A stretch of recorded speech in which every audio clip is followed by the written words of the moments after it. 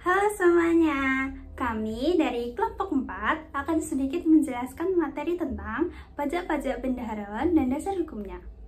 Nggak perlu lama-lama, yuk simak penjelasan materi dari kita.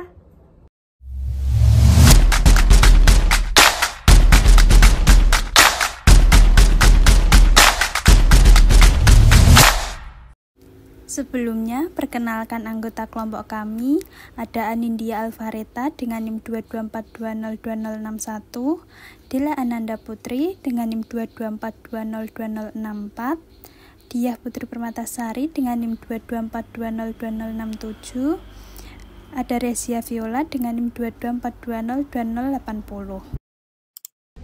Dari dulu kan kita sering ya mendengar kata bendahara, bendaharawan.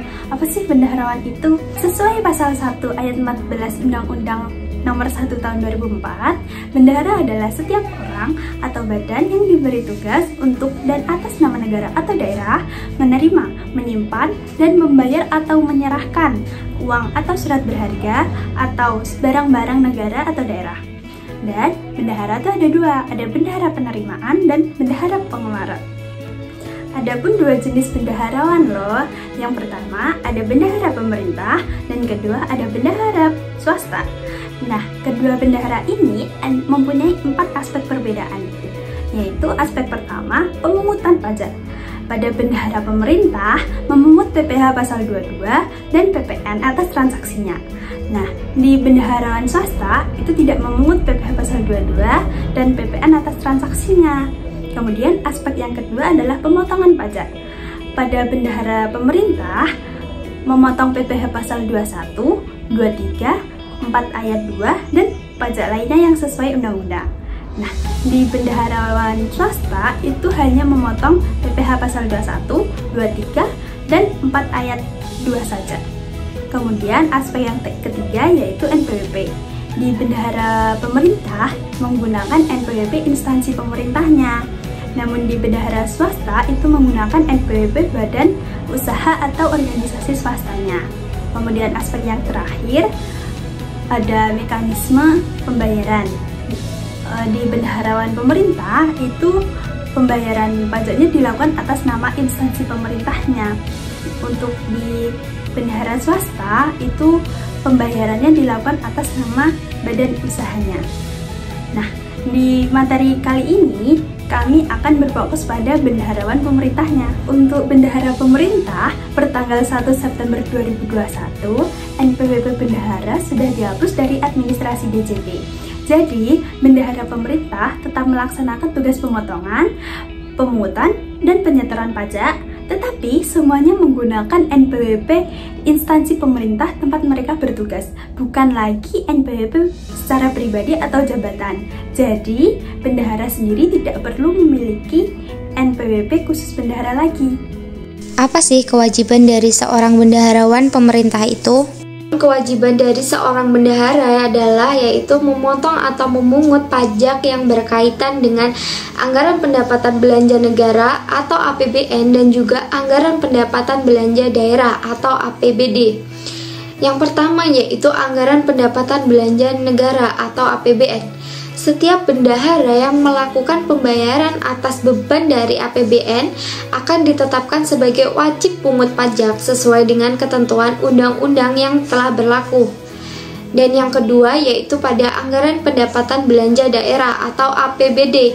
Setiap bendahara pengeluaran yang merupakan wajib pungut pajak, penghasilan atau PPh dan pajak lainnya diwajibkan untuk menyetorkan seluruh penerimaan potongan dan pajak yang telah dipungut ke rekening kas negara melalui bank pemerintah atau bank lainnya sesuai dengan yang telah ditetapkan oleh Menteri Keuangan sebagai bank persepsi atau posgiro dalam jangka waktu tertentu.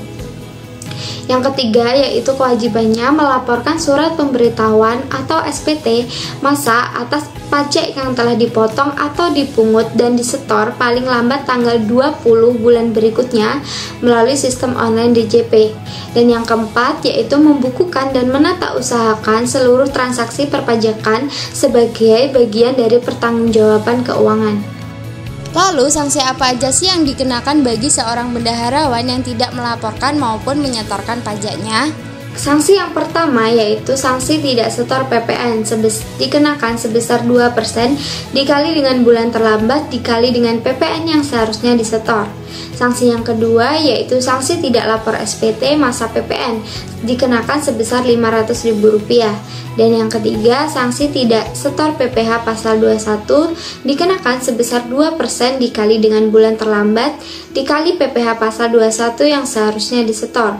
Sanksi yang keempat yaitu sanksi tidak lapor SPT masa PPh pasal 21 sebesar Rp100.000. Sanksi yang kelima yaitu sanksi tidak setor PPh pasal 22 dikenakan sebesar 2% dikali dengan bulan terlambat dikali PPh pasal 22 yang seharusnya disetor. Sanksi yang keenam yaitu sanksi tidak setor PPh pasal 22 dikenakan sebesar 2% dikali dengan bulan terlambat dikali PPh pasal 22 yang seharusnya disetor. Sanksi yang ketujuh yaitu sanksi tidak setor PPh pasal 23 sebesar 2% dikali dengan bulan terlambat dikali dengan PPh pasal 23 yang seharusnya disetor. Dan sanksi yang ke-8 yaitu sanksi tidak lapor SPT masa PPh pasal 23 dikenakan sebesar Rp100.000. Sanksi yang ke-9 yaitu sanksi tidak setor PPh pasal 4 ayat 2 sebesar 2% dikali dengan bulan terlambat dikali dengan PPh pasal 4 ayat 2 yang seharusnya disetor. Dan sanksi yang terakhir yaitu sanksi tidak lapor SPT masa PPh pasal 4 ayat 2 sebesar Rp100.000. Apa aja sih dasar hukum dan jenis pajak yang dipotong atau dipungut oleh bendaharawan? Untuk dasar hukumnya, yang pertama ada Undang-Undang Nomor 7 Tahun 1983 tentang pajak penghasilan, sebagaimana telah beberapa kali diubah, terakhir dengan Undang-Undang Nomor 36 Tahun 2008 dan selanjutnya diubah dengan Undang-Undang Nomor 7 Tahun 2021 tentang harmonisasi peraturan perpajakan. Hal yang kedua ada Pasal 21 Undang-Undang PPh mengatur tentang PPh atas penghasilan sehubungan dengan pekerjaan, jasa, atau kegiatan yang diterima oleh wajib pajak orang pribadi. Hal yang ketiga ada Pasal 22 UU PPh menunjuk bendaharawan pemerintah sebagai pemungut PPh sehubungan dengan pembayaran atas penyerahan barang. Hal yang keempat ada Pasal 23 UU PPh mengatur tentang PPh atas penghasilan berupa dividen, bunga, royalti, sewa, dan ketidakseimbangan jasa lainnya yang juga dapat dipotong oleh bendaharawan pemerintah. Hal yang kelima ada Pasal 26 UU PPh pengaturan PPh atas penghasilan wajib pajak luar negeri. Hal yang keenam ada Pasal 4 ayat 2 UU PPh pengaturan PPh yang bersifat final seperti sewa tanah, bangunan, atau jasa konstruksi yang juga dipotong oleh bendaharawan. Lalu ada jenis pajak yang dipotong atau dipungut oleh bendaharawan. Yang pertama ada PPh pasal 21 seperti penghasilan pegawai, pejabat, jasa, honorarium. Hal yang kedua ada PPh pasal 22 seperti pembelian barang oleh pemerintah. Hal yang ketiga ada PPh pasal 23 seperti sewa, bunga, royalti, hadiah, dan juga penghargaan. Lalu yang keempat ada PPh pasal 4 ayat 2 seperti jasa konstruksi, sewa tanah atau bangunan, undian, hadiah. Lalu yang ketiga ada PPN atau PPNBM seperti pembelian barang atau jasa kena pajak. Lalu yang terakhir ada biaya materai seperti dokumen tertentu, itu contohnya kayak materai, kontrak, dan lain-lain. Selanjutnya kita akan masuk pada contoh soal. Contoh soal yang pertama, contoh soal pada PPh pasal 22. Dr. Andes Yalta, Bendahara Madrasah Negeri Depok, membeli komputer sebesar 11 juta rupiah. Harga yang tertera pada kwitansi. Untuk perhitungan itu sendiri, harga yang tertulis di kwitansi adalah nilai barang termasuk PPN. Maka contoh perhitungannya 11 juta dikali 100/110 dikali 1,5%, maka mendapat nilai sebesar 150.000. Untuk mencari harga barang PPN, maka nilai tertera di kwitansi dikalikan dengan 100/110. Dan apabila rekan tidak memiliki NPWP, maka PPh pasal 22 terutangnya untuk perhitungannya sebagai berikut, yaitu 11 juta dikali 100/110 dikali 200 dan mendapatkan hasil akhir 300.000. Untuk contoh soal yang kedua, PPh Pasal 23. Dr. Andes Yaumin sebagai bendahara Depdiknas menggunakan jasa biro iklan untuk memasang iklan di media massa dan elektronik dengan total pembayaran 1.100.000.000 rupiah. Harga yang tertulis di kwitansi. Penghitungan pasal 23 sebagai berikut. Harga yang tertulis di kwitansi adalah nilai barang termasuk PPN. Maka 1.100.000.000 dikali 100 per 110 dikali 2% dengan hasil akhir 20 juta rupiah. Untuk mencari harga barang tanpa PPN, maka nilai tertera di kwitansi tersebut dikalikan 100 per 110. Dan apabila rekan tidak memiliki NPWP, maka pasal 23 terutangnya sebagai berikut. 1.100.000.000 dikali 100 per 110 dikali 2% dikali 200% dan dengan hasil akhir 40 juta rupiah. Yang ketiga ada contoh PPh Pasal 4 ayat 2. Instansi Y menyewa gedung untuk tempat belajar siswa kepada Pulan dengan NPWP 07.777.777.7/115.000 selama 2 bulan dengan harga sewa sebesar 4 juta rupiah pada tanggal 7 Juli 2013. Maka pajak yang harus dipotong oleh instansi Y atas jasa tersebut adalah PPh Pasal ayat 2 sama dengan tarif dikali harga sewa. Jadi 10% dikali 4 juta rupiah sama dengan 400.000 rupiah. Dibayarkan kepada Bulan sebesar 3.600.000 rupiah dengan perhitungan harga sewa dikurangi PPh yang dipotong. Jadi 4 juta rupiah dikurangi 400.000 sama dengan 3.600.000 rupiah.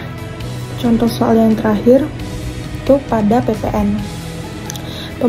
Pembayaran yang tidak melebihi jumlah 1 juta rupiah dan merupakan pembayaran yang tidak dipecah-pecah yang dikecualikan dari pemungutan PPN atau PPNBM.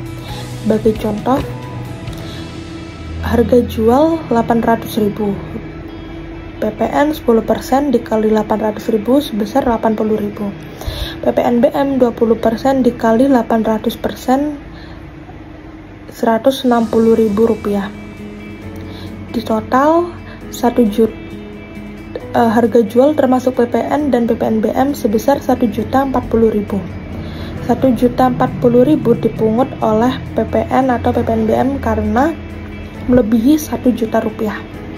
Untuk contoh soal yang kedua, harga jual mendapat 800.000 rupiah dan PPN 10% menjadi 80.000, PPNBM 10% menjadi 80.000 dan harga jual termasuk PPN atau PPNBM